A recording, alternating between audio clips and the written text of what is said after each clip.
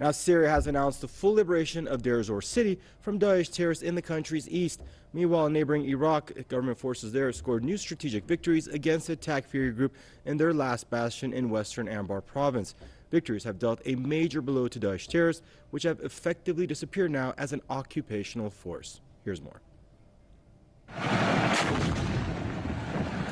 Daesh terrorists are nearing their end in Syria and Iraq as government troops in both countries step up their operations to rid the two Arab nations of the notorious terror group.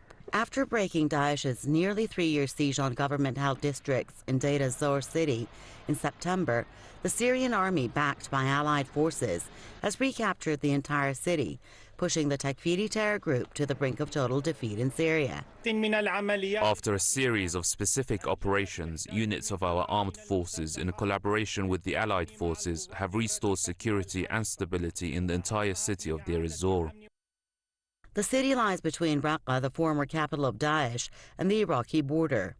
The area on both sides of the border had been vital for Daesh to move terrorists, weapons, and other logistical supplies between Syria and Iraq. They used Abu Kamal city east of Dayr Al-Zawr to move into the adjacent Iraqi town of Al-Qaim in Anbar province. The Syrian army will now close in on Daesh terrorists holed up in Abu Kamal.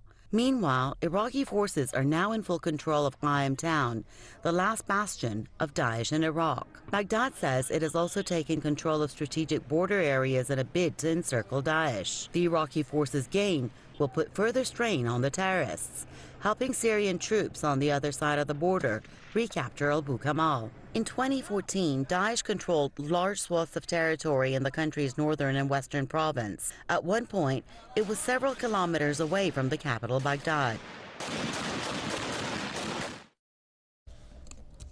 Former U.S. Senate foreign policy analyst James Jotras believes that Daesh Takfiris can no longer form a terrorist organization as they suffer some heavy defeats in both Syria and Iraq.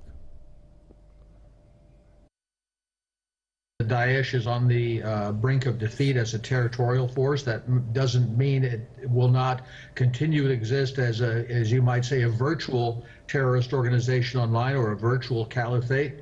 But it's certainly a lot better to be facing that than having a controlling large swaths of territory in Iraq and Syria.